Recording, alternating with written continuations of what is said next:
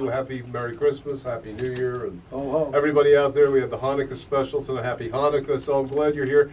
Did you want to share a song or a thought tonight, Steve, as we look back at some of your great videos from 2010? Now, it's already almost 2019. Hard to believe we've gone almost 9 years. Yeah, it's been a long time since I've been here. And, you know, it's great to have you here. Would you, Lillian Walker Moss from the Exciters, I'm glad you're here to maybe do another live one or two, if you will, tonight.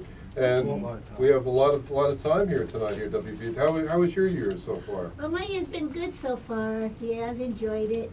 The last week was phenomenal. I went out to LA. Brenda Reed, the original lead singer of the Exciters, we're still very good friends, and she used to live in Long Island in Huntington, and I used to visit her a couple of times a year. But I hadn't seen her in 3 years because she was sick and I was sick, and there was a lot of things going on in our lives, and we hadn't seen each other. So I went out there to LA where she relocated, and we had a blast. Where did you go? I'm just curious. Is there I any went particular place that you really enjoyed? Well, mainly we went to her son's house because it was his birthday, and he had like I would say a 3 or 4 day birthday party, like the party and then the dinner and the lunch. But she and I didn't participate in all of it. Sometimes we just stayed at home and just talked about old times. We could talk forever about it. But then we were supposed to be we had a project that we were going to do, and we were discussing that.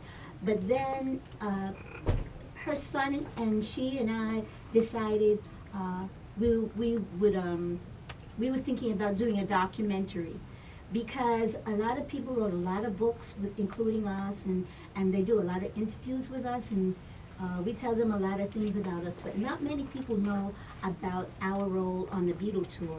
1964, I believe was the year. 1964, the very People first should U.S. know that, the first U.S. tour, and you were there. Yes, and you met those guys. Oh, we met them, and we hung out with them. We were all teenagers. They were teenagers, and so were we. And we hung out with them, and we had some phenomenal memories, you know. But like her son, and was saying, and we were considering, when you see films and videos about the Beatles tour, you mainly see the Beatles and you see how crazy the fans were. You don't see all the other people that were on the tour, and you don't see all our experiences. Like, there were some people who came and who went and came. They only spent like maybe 1 week or 2 weeks, that leg of the tour. But the Exciters and Jackie DeShannon did the whole entire tour, so we all became very good friends. And the Beatles, Jackie DeShannon, and we spent a lot of times together, especially on the plane.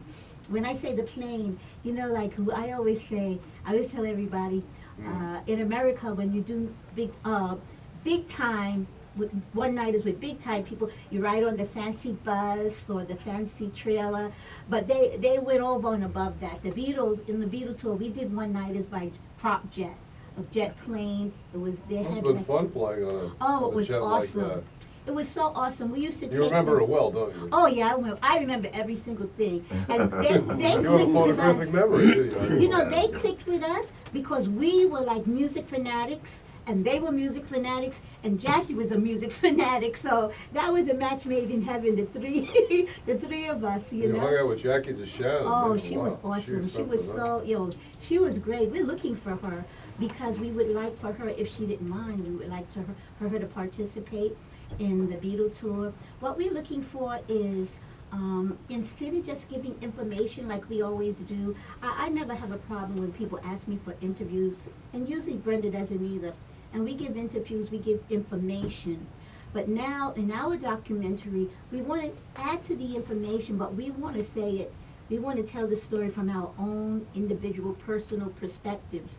Even like I give you an example, you'll see when the trailer is released that Brenda's telling the story, her memories from her perspective, and I'm telling mine from my perspective. And mostly it's the same exact thing, you know, but different people have different perspectives on, you know, the same situation. We're going to part of the documentary shot right here in the studio. Exactly. No, you know, that's a thought. So if you don't mind me if you don't mind me announcing it. Please. I'd Yes. like to, I sent out in my Facebook and LinkedIn, and I also would like to say to the general audience, if there's anyone in the general audience who worked on the Beatle tour in any capacity, whether great or small, there's nothing so too insignificant. We would please contact me, and Teddy or Jim will give you my information. Please contact me, and I will put you in touch with Brenda Reed's son, who's the production manager and the director, and he will take it from there. If you have any pictures from the Beatle tour, if you, pictures, he's looking for, what is else he's looking for? Any mementos that, Memorabilia. yeah, memorabilia, and basically anything involving the Beatle tour, besides the Beatles, something, personal. And he's looking for everybody's, like I said, everybody's personal impression. Did you ever have any, like personal, like a discussion with any of the Beatles? Oh, we had discussions every day. That was my favorite thing, because like. Tell us about one of them that you recall. With what Beatle? Do you recall which one? Now this is the thing. I used to sit next to George all the time because he used to, if he wasn't sitting next to me, he would be sitting next to Herbie because he loved music so much. And I loved music.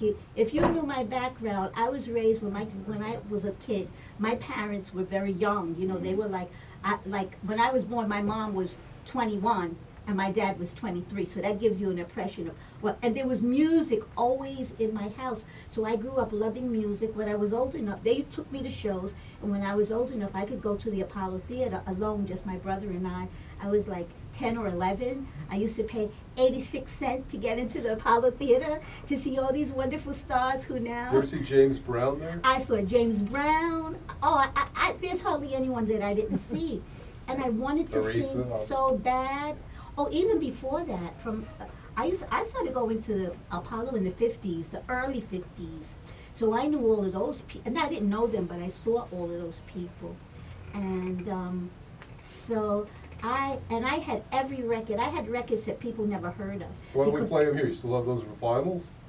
The vinyls, yeah. Yeah, oh, good. We'll play. We have a record player that we could play them sometime. But I here. don't have any. Well, we could find someone that has them. Oh, okay, yeah, but Possible. I knew about records that even the other teenagers my age didn't know about. So, and this is the thing that attracted us to the Beatles also. Even Herbie, they blew his mind. They knew about songs that nobody in America ever heard of, from American artists, African American artists. They knew all about that, and we were like, wow, we don't even know those people ourselves. And we were like mesmerized just by their, not even by their fame, and that was another thing. But by their knowledge. But by their knowledge of music, and I was really mesmerized. And I used to bring my portable record player wherever I went. And it was given to me, and it was a gift to me, and somebody in the gift they wrote on the card, to the girl who cannot go anywhere without her music. Stand by. I have to do a station ID, and then we're going to continue on with some live music. Lillian Moss, and this is Teddy Smith, WPAT.